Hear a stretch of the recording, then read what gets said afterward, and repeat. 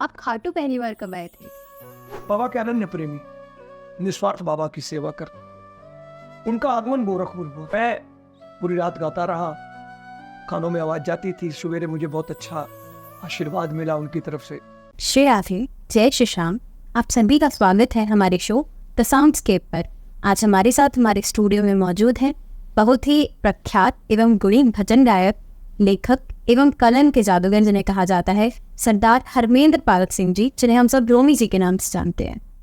मैं सबसे पहले तो आपका बहुत बहुत बहुत आभारी हूँ कि आप हमारे एक निमंत्रण पे यहाँ पधारे और हम धन्य हो गए, क्योंकि इस पहल की शुरुआत आपके आने से यहाँ हो जाना ये हमारे लिए बहुत बड़ी बात है। और मैं प्रार्थना करूँगा कि बस ऐसे ही बच्चों पे अपना आशीर्वाद बनाए रखिए, क्योंकि आपका यहाँ पहले पॉडकास्ट पर पधारना हमारे लिए बहुत बड़ी प्रेरणा की बात है। अभिषेक, ये तुम्हारा प्रेम है, वरना तुम चाहते तो तमाम नए बच्चे ऐसे हैं जो बहुत पॉपुलर हैं, जिनको यूथ में लोग काफ़ी, अगर तुमको अपने लाइक रीच और मेरे पॉडकास्ट को ज़्यादा लोग तक पहुँचे तो तुम किसी को भी बुला सकते थे। लेकिन कहीं ना कहीं अगर तुमने मुझे ये सम्मान दिया तो ये तुम्हारे विचारों को भी दर्शाता है कि आप यथार्थ से जुड़ना चाहते हो, जुड़े रहना चाहते हो, और ऐसे जुड़े रहना यथार्थ से। श्री राधे, जय श्री श्याम। जय श्री श्याम। आपका बहुत बहुत धन्यवाद हमारे शो पर आने के लिए, और मैं आपका तहे दिल से स्वागत करती हूँ हमारे शो द साउंडस्केप पर। आप कई वर्षों से भजन गा रहे हैं, तो आपका श्याम बाबा से लगाव कैसे हुआ? दरअसल मैं जहाँ का रहने वाला हूँ, संत कबीर नगर, उत्तर प्रदेश, जहाँ मैं रहता हूँ, मेरे घर के सामने बाबा का मंदिर है। सड़क क्रॉस करिए, बाबा के मंदिर में आप प्रवेश कर जाइए। तो हमारा छोटा सा पहले कस्बा हुआ करता था, अब तो डिस्ट्रिक्ट हो गया संत कबीर नगर। तो वहाँ संगीत का कोई माध्यम नहीं होता था कि हम, अगर हमारे अंदर संगीत की थोड़ी बहुत भी वो है तो उसको कहाँ हम प्रस्तुत करें। तो ऐसे में मंदिर में भजन हो रहे हैं, गुरुद्वारे में कीर्तन हो रहे हैं, वो सबसे सरल माध्यम था कि वहाँ कोई रोक टोक नहीं थी और वहाँ कोई योग्यता नहीं देखता था आप किस योग्य हैं कि नहीं है। सामने जो बाबा का मंदिर था घर के सामने, वैसे उसे लक्ष्मी नारायण मंदिर कहा जाता है। तो वहाँ आज के 45 वर्ष पूर्व की बात कर रहा हूँ। तो वहाँ बाबा की जोत हर 11 को और दादी की जोत हर 14 को हुआ करती थी। तो मैं, भजन चलते थे तो भजन सुनने चला जाता था। तो खुद भी गाने का शौक़ था, तो मैं वो भजन सुन करके मैंने रिक्वेस्ट करनी है, भजन मुझे भी गाने को दो। तो मैं भजन गाने लगा, बाबा के, दादी के भजन गाने लगा।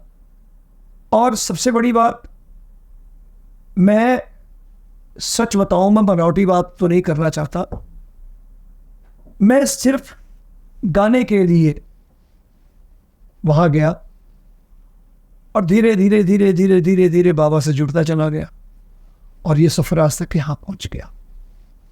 जैसे कि हम जानते हैं कि आप एक डिफरेंट कम्युनिटी से बिलोंग करते हैं, आप सिख हैं, तो क्या कभी आपके धर्म में बाबा से जुड़ी कोई और भी लोग हुए ऐसे जो बाबा से जुड़े हैं, या ऐसा कुछ? नहीं, बाबा का प्रचार अब बहुत ज़्यादा हो गया। अब हालांकि पंजाब से भी काफ़ी लोग आते हैं। हमारे वहाँ जो एक समाज है वो एक दूसरे से जुड़ा हुआ है। तो जो लोग उस समय बाबा को अपना कुल देव मानते थे, इष्ट देव मानते थे, तो वो कम्युनिटी हमारे वहाँ, कहने का मतलब मारवाड़ी समाज बहुत ज़्यादा मेरे और हमारा उनका चूल्हे चौके का संबंध आना जाना। तो बाबा से जुड़े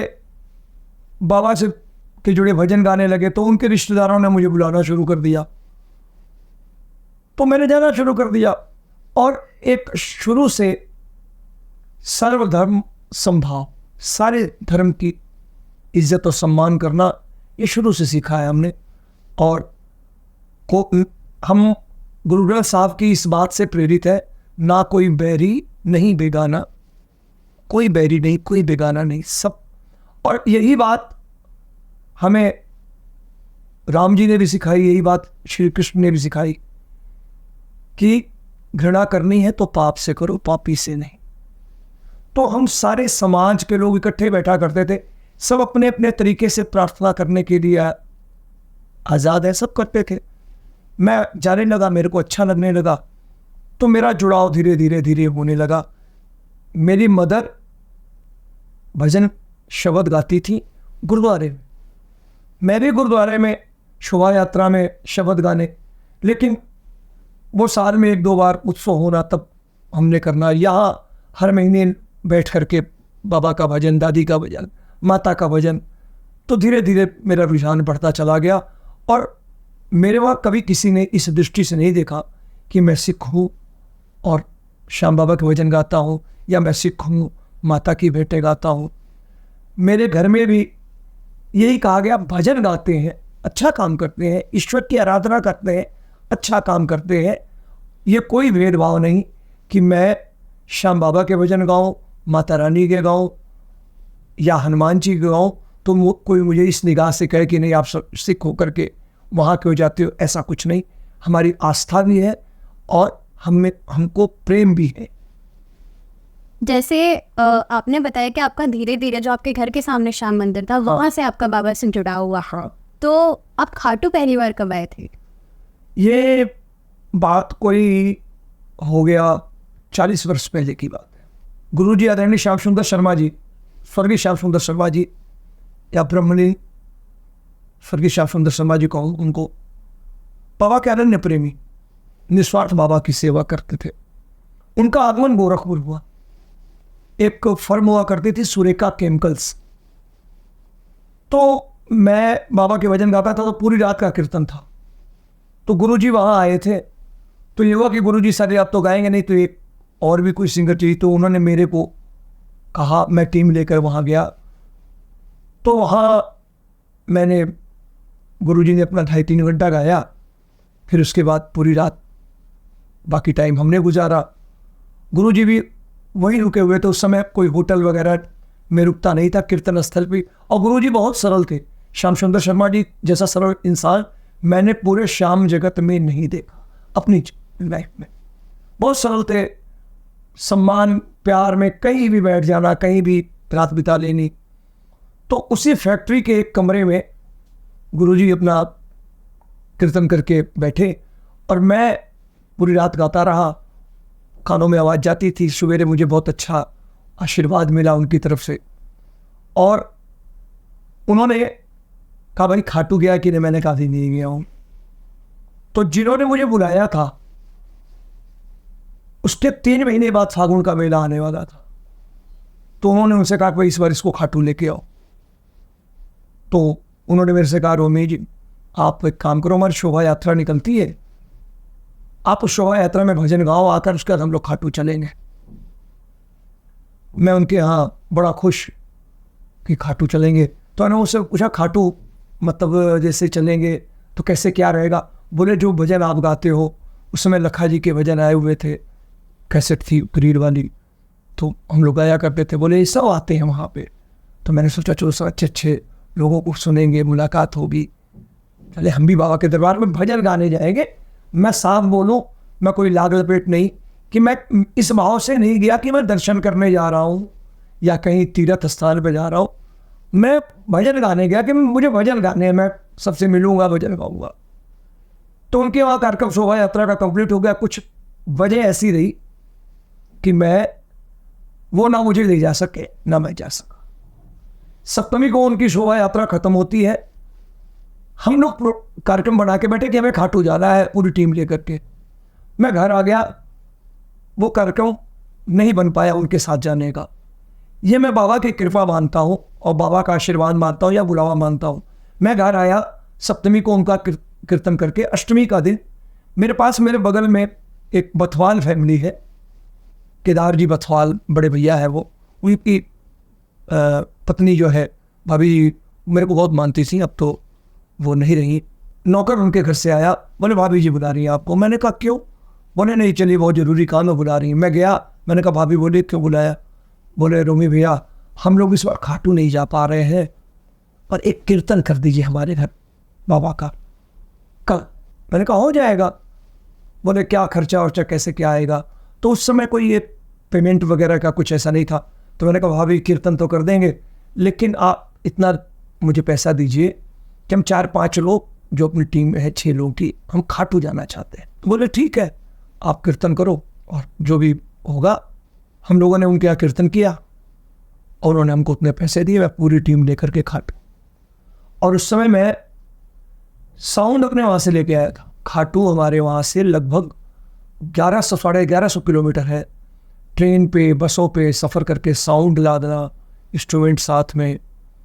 और हम लोग खाटू में आए, हमें भजन गाने को नहीं मिला, हमारे पास सारे साज थे, साउंड था। तो हम लोगों ने उस समय चौराहे पे एक दुकान पे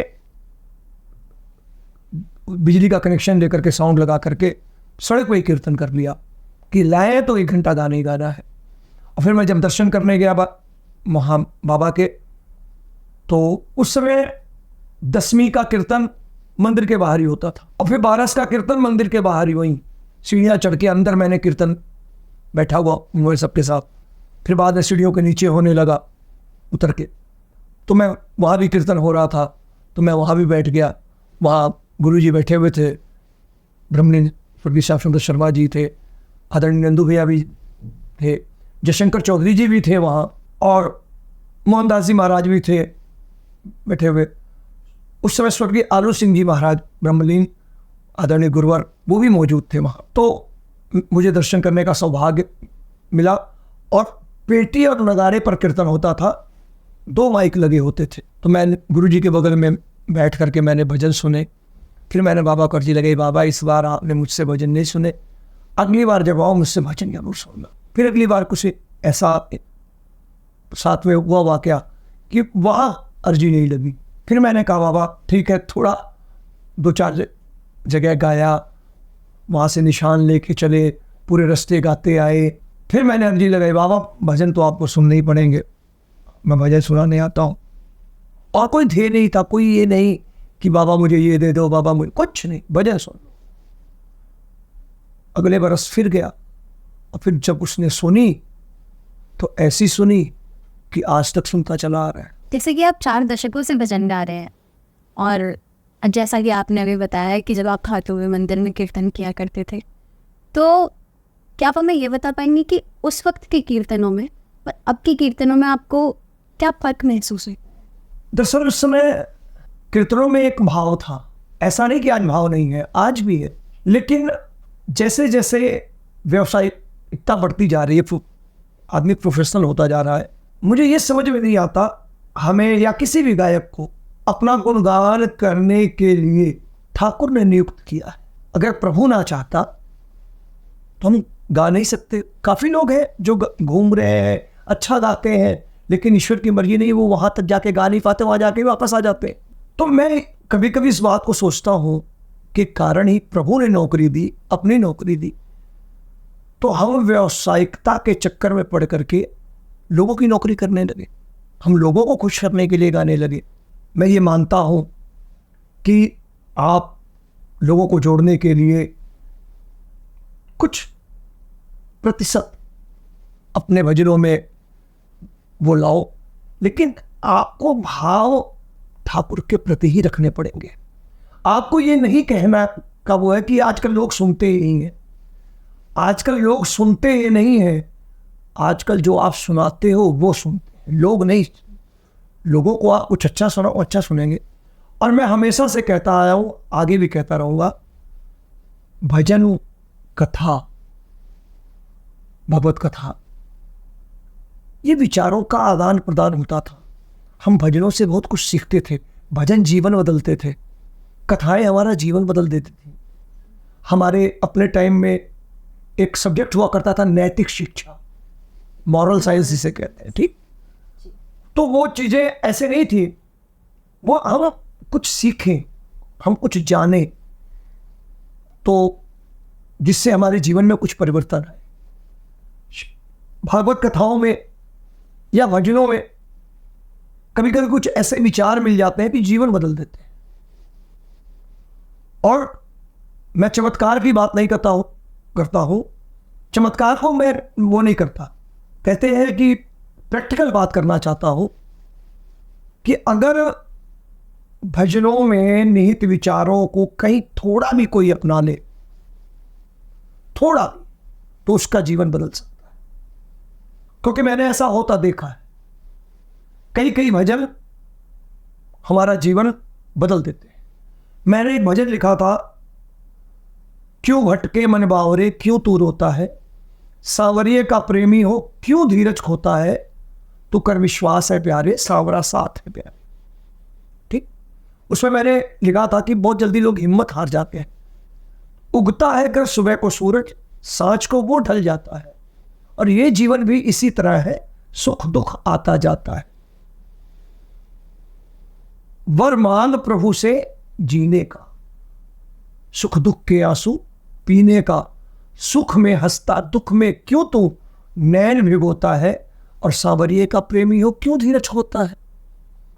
तो मैंने उसमें बहुत एक बात कही कि राम ने भी दुख काटे थे 14 वर्ष वनवास में, स्वयं भगवान होकर राम ने भी दुख काटे थे 14 वर्ष वनवास में, और सांवरिये ने जन्म लिया देखो कारावास में।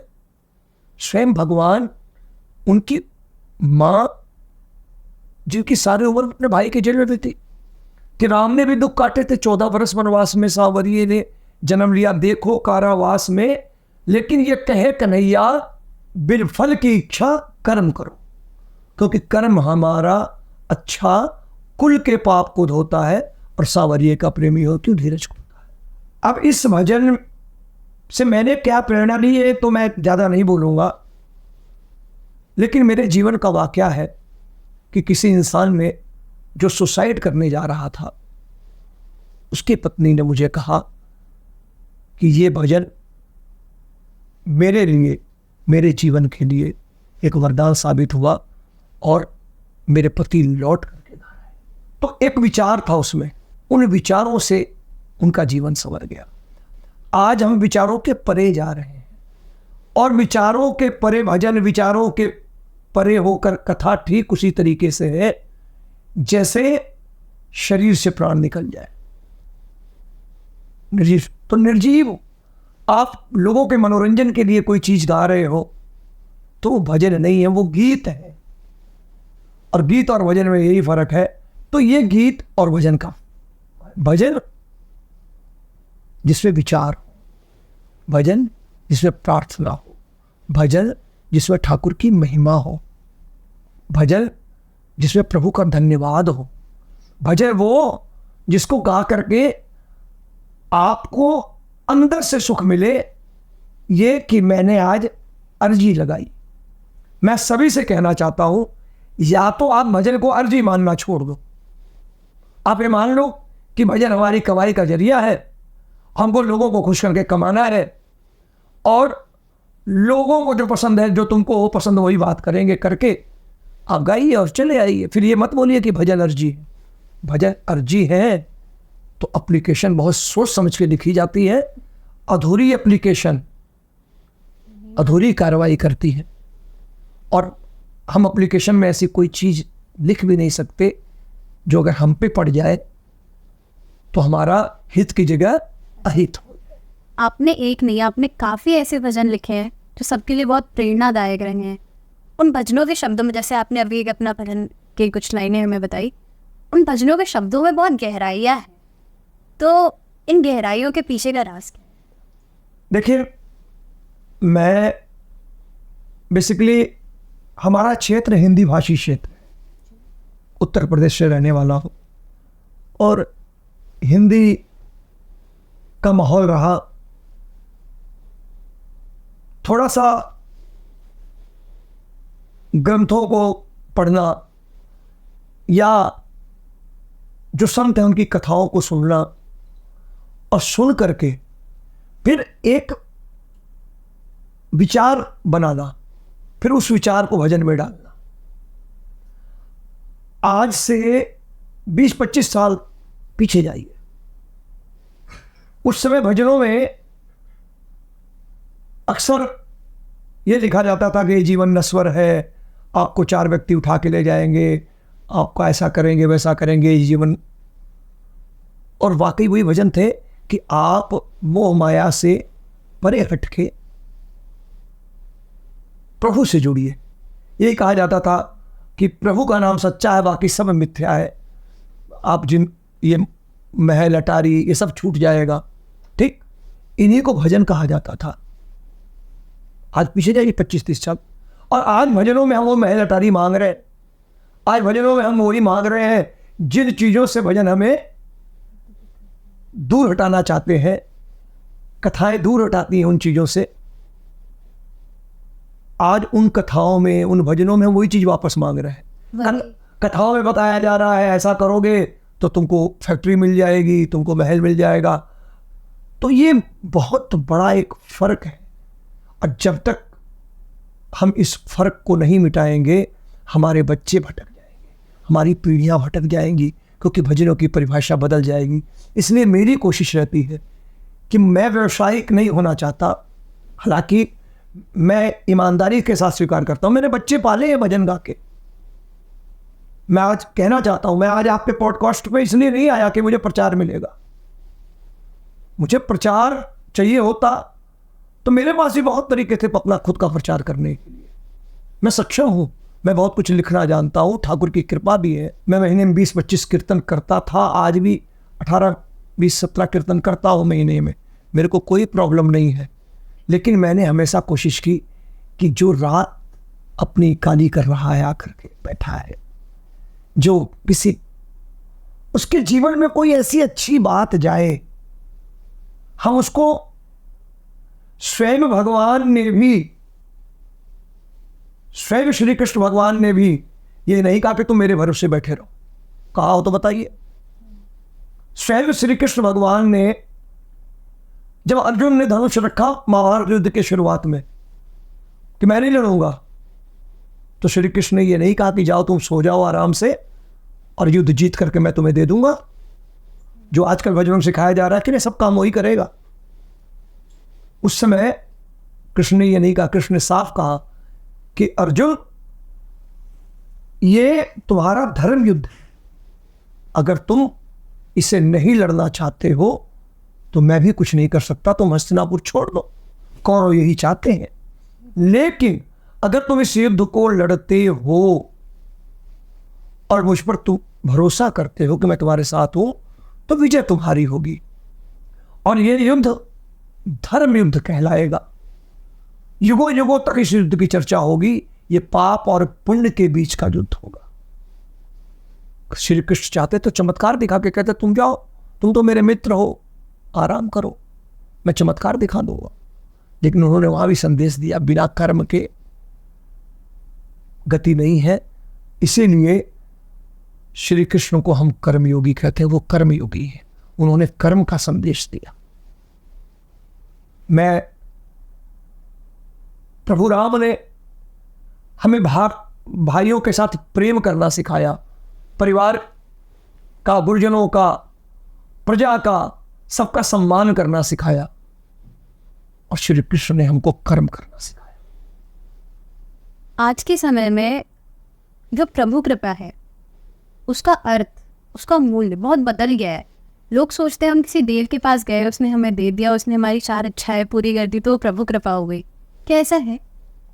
मैं हमेशा कहता हूं कि ये जीवन की गाड़ी धर्म और कर्म 2 पहियों पे चलती है। कर्म के साथ धर्म ना हो तो कर्म को कर्म होते देर नहीं लगती। तो कर्म है, अगर धर्म जुड़ जाए तो कर्म सब कर्म हो जाता है। भगवान भोलेनाथ को वश में करना, जो सारे देवताओं को अपने उसमें वश में रखता था, कैसी भक्ति करी होगी भगवान भोलेनाथ की। अपने 10 शीश काट के चढ़ा दिए भोलेनाथ को, उसके जैसा भक्त कोई मिलेगा? आज हम बड़ी आसानी से रावण को कुछ भी कह देते हैं, लेकिन रावण के पास सब कुछ होते हुए विद्वान था, प्रकांड पंडित था, धर्म उसके पास था, लेकिन कहीं ना कहीं कर्म कुछ गड़बड़ हुए कि आज उस कर्म की सजा रावण को देने स्वयं राम को आना पड़ा। तो कहने का सेंस है ये जीवन धर्म और कर्म 2 पहियों पे चलेगा जीवन। अगर आप गाड़ी अच्छी तरीके से चलाना चाहते हैं तो पहिए 2 धर्म और कर्म के होने चाहिए, और यही सत्य है। आप कर्म नहीं है, कई मैंने देखा हो कहते हैं कि हम हर महीने फलाने देवस्थान जाते हैं, हम साल में 20 बार वहाँ जाते हैं। लेकिन कहीं ना कहीं वो परेशान रहते हैं, तो वो ये नहीं देखते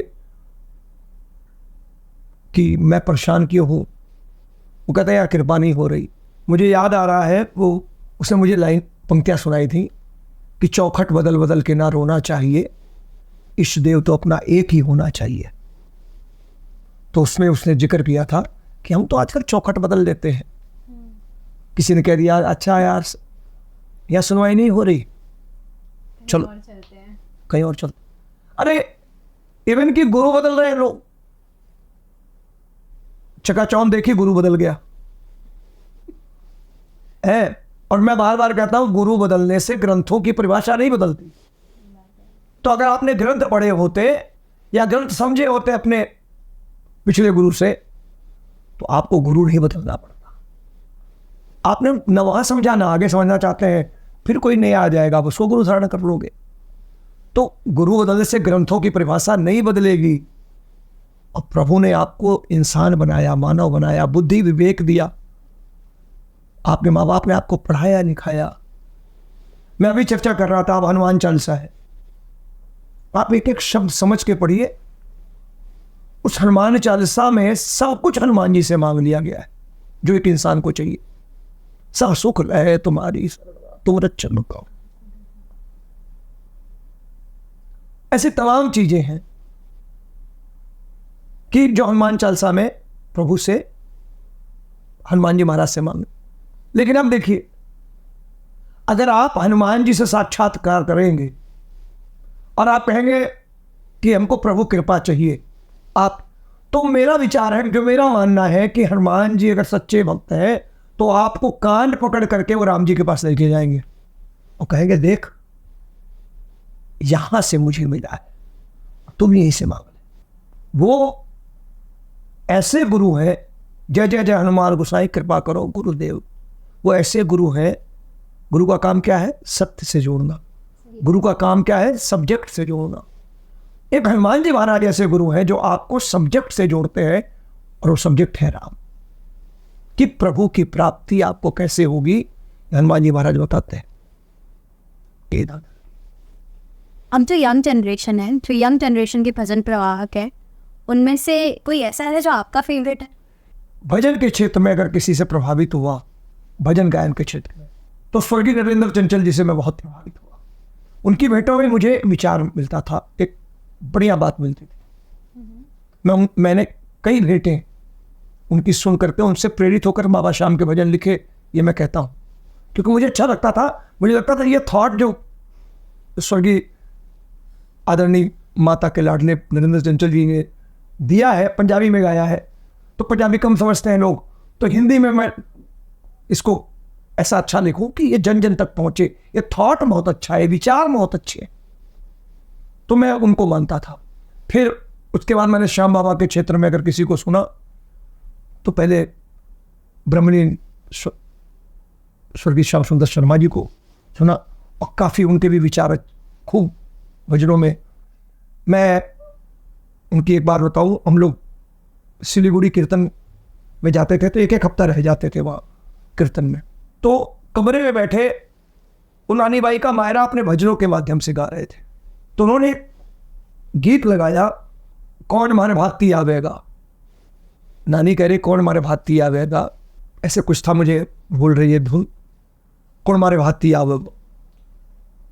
वो गा रहे थे, मेरे आंसू आ गए, बस डूब गया। फिर मैंने सोचा मैं भी नानी बाई का मायरा गाऊंगा।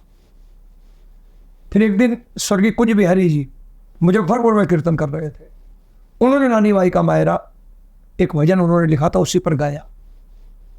तो मैंने पूरी कथा सुनी, और ईश्वर की ऐसी कृपा थी, बाबा की बहुत कृपा थी कि मैं जो सुन लेता था ना, वो पूरा यहाँ पे। फिर मेरे को बिल्लू जी का भजन मिला, नानी बाई ने नरसी समझावे बार बार। फिर मैंने उनसे आदेश लिया, तो मैंने उस एक भजन को और बिहारी जी की कथा को, आदरणीय कुंज बिहारी जी की उस कथा को, और गुरु जी ब्रह्मलीन श्याम सुंदर शर्मा जी के उन भजनों के भाव को मैंने क्रम वाइज 1.25 घंटे के मायरे में अपने शब्दों से जोड़ा। और आज वो मेरी पहचान बन गया। मैं नानी बाई का मायरा कि जो उसका उद्देश्य है वो सामने आए।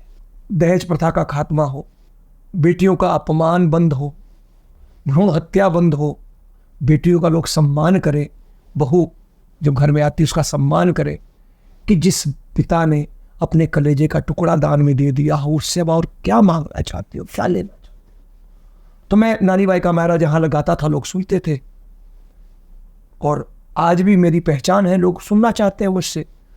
अब मैं उस नानी बाई के मायरे में कभी कभी ऐसी प्रक्रिया आ जाती है, अब देखो लोगों को खुश करने की बात है कि लड़की वालों ने मुझे बुला लिया नानी बाई का मायरा करने के लिए, शादी है, अब लड़के वाले बैठे हैं। अब उसमें कई प्रसंग ऐसा है जहाँ लड़के वालों को तकलीफ हो सकती है कि ये तो बेटी वालों की बड़ाई किए जा रहा है, लेकिन जो सत्य है वो करनी पड़ेगी। मुझे कहना पड़ता, मैं कहता हूँ भाई जिसके कलेजे का टुकड़ा तुम्हें दान में दे दिया उससे क्या मांगते। ये जो रस्में हैं, ये बातें हैं, तो ये सब चीज़ें जो अब आ रही बात कि नए गायकों में से, तो जो भी नए गायक भजन पूरा गाते हैं, समय को समझ के गाते हैं। अब आप श्रृंगार का भजन गा रहे हो और गाते गाते आप विलाप करने लगे, 4 लाइनें आप श्रृंगार की गाई और कीबोर्ड वाले ने कोई विलाप वाला भजन की धुन बजा दी, उसके साथ जुड़ते हुए आप श्रृंगार गाते गाते विलाप गाने लगे, उस पर शुरू हो गए। तो कहाँ विचार गए, आपकी विचारधारा ही खत्म हो गई वहाँ पे। ये 4 लाइनों के भजन ने और बेड़ा गर्क किया। तो जो भी नए बच्चे जो भी भजन पूरा और अपने शालीनता से गा, अच्छा अब भजन गाने का भी तरीका होता है, तो एक भजन गायक की बॉडी लैंग्वेज होनी चाहिए, मंच पे का प्रस्तुतिकरण बताना चाहिए, सामने भजन गायक खड़ा है, आप उन्हें बिठा करके रास्ता दिखाओ ना, तो मैं कह दूँ हाँ बाबा से जुड़ गया, भजनों से जुड़ गया। आप विचार सुनाओ, बिठाओ, उनको बताओ जीवन क्या है। तो मैं उन सारे नए गायकों से, भजन गायकों से, मेरे बच्चे हैं, भाई हैं वो, कि भजन पूरा गाएं और भजन का भाव समझ के गाएं, ये सोच के ना गाएं कि सामने वाला सुनेगा कि नहीं सुनेगा। आपको भजन गाने की नौकरी प्रभु ने दी है और जब तक वो चाहेगा तब तक दुनिया को सुनना पड़ेगा, और जिस दिन वो नहीं चाहेगा आप कुछ भी गा लेना। ऐसे बहुत से गायक आए और गए, बॉलीवुड में भी ऐसे गायक आए और गए जिनको कुछ दिन लोगों ने सुना, लेकिन उस माँ सरस्वती ने उनको सुनना बर्दाश्त नहीं किया, कुछ दिन सुना और आउट कर दिया। तो आपको जो नौकरी मिली है वो प्रभु कृपा से मिली है, पब्लिक की कृपा से नहीं मिली है। तो पब्लिक को रिझाने के लिए मत गाइए, उस ठाकुर को रिझाने के लिए गाइएगा, तो ना जाने कितने वर्षों गाइएगा और प्रसन्न रहिएगा। तो कुछ बच्चे हैं अच्छा गा रहे हैं, अच्छा गाएं। तो मैं सबसे कहूँगा जो भी बच्चे हैं आज, जो कि बड़ों का सम्मान करो, अगर बड़े कहीं डांट भी रहे हैं तो कोई कारण होगा। आप ये मत देखो कि बड़े इसलिए डांट रहे हैं कि ईर्ष्या करते, ईर्ष्या नहीं है। भले आप कमा रहे हो, लेकिन आप उसी पटरी पे चल के आए हो जो पटरी उन्होंने बिछाई है। उस पटरी का ध्यान रखो कि जिन्होंने मेहनत करके बिछाई है इसी पे चलना है। तो हम यही कहते हैं सारे बच्चों से कि उसमें बुराई नहीं है, आप कुछ भी लो, समय की मांग है, लोग दे रहे हैं, आप ले रहे हैं, लेकिन अगर आप बड़ों का सम्मान करोगे तो बड़े आपसे प्यार करेंगे। आज भी मैं पॉडकास्ट के माध्यम से कहना चाहता हूँ कि हम लोग कहीं गा रहे होते हैं, अब नंदू भैया जी आ गए, तो हमको लगता है कि भैया जी से सीखा है हमने, तो भैया जी को क्या सुना है बैठ के, और भैया जी सामने कौन सा लेक्चर दे। जो भजन गा रहे होते हैं उसी को जैसे जैसे पूरा करके, या कोई चीज़ ऐसी लिखी होती है तो ये कह करके भैया जी ये सुनाने चाहते हैं, ये भाव लिखे हैं, अच्छा सुना बेटा। तो कोई अच्छी चीज़ लिखी होती तब, नहीं तो गा रहे हुआ है। या आज लखा जी हैं, जब आके सामने बैठते हैं तो हिम्मत ही नहीं होती, क्या गाए उनके आगे। तो कोशिश रहती है कि जो ड्यूटी अपनी पूरी करके फटाफट, जीवन भर सम्मान किया उन लोगों ने, आज भी करते।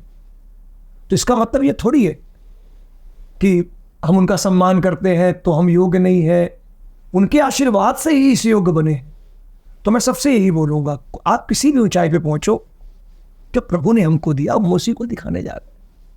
तो मैं सबसे ये विनती करूँगा और सब मेरे प्रिय हैं कि जो भी बच्चे भजन गा रहे हैं पूरा भजन गाएं, भजनों के भाव समझ करके गाएं कि हम ठाकुर को एड्रेस कर रहे हैं, हम प्रभु के दरबार में बैठे हैं और अपने प्रस्तुतिकरण को ध्यान में रखें। हम एक धर्म की स्टेज पे है, ये और भी लोग देख रहे होंगे, जो दूसरी कास्ट के लोग हैं वो देख रहे होंगे, तो उनको क्या शिक्षा जाएगी कि ये इनका धार्मिक कार्यक्रम है। जैसे कि अब जो नई जनरेशन के भजन प्रवाहक हैं उनको देखकर काफ़ी छोटे छोटे बच्चे भी इन्फ्लुएंस हो रहे हैं भजन गाने के लिए, तो क्या उनके लिए आपका कोई संदेश? नहीं, अच्छी बात है गाए, लेकिन मैं उनसे एक बात कहना चाहता हूं कि जैसे हम लोग जब भजन गाने आए तो हमें कतई नहीं ये वो था कि हम रोजी रोटी के लिए भजन गा रहे हैं। हम पहले मैंने बताया कि गाने की वजह से हम आए, फिर धीरे धीरे जुड़ाव होने लगा, मजा आने लगा, फिर प्रभु से जुड़ाव होने लगा। वर्षों तक मेहनताने के नाम पर कुछ नहीं मिलता था, कभी कभी पॉकेट मनी भी खर्च हो जाती थी, लेकिन शौक था कि जाना है गाने भजन सुनाने। उसके बाद शादी हुई, मैं प्रोफेशनली तौर पे व्यावसायिक रूप से जब मेरे बच्चे हो गए और जब बच्चे का मुझे एडमिशन कराना था, मैं तो व्यावसायिक घर से हूँ, मेरे घर में कपड़े का व्यवसाय, मेरी आज 70-80 साल पुरानी कपड़े की दुकान है, ठीक ठाक बाबा की कृपा थी, कपड़े की दुकान पे बैठना चलना या पढ़ना, मैं पढ़ता था। मैं अब कपड़े का काम करता था, कपड़े का काम छोड़ करके भजन गाने जाता था, जो कि वहां से कुछ मिलना नहीं, शौक था। नहीं रोवी भैया, अब लोग मेरे को बुला रहे हैं तो मेरे को लगता है यार इतनी दूर बुला रहे हैं, चलो यार कुछ सुना के आएंगे, ऐसे नहीं, तो गाइए। लेकिन आपको अगर ये कहा गया है कि नहीं इसमें कमाई है, व्यवसायिक रूप से जुड़ करके आप इस दृष्टिकोण से आ रहे हो, तो आप अधूरे आ रहे हो।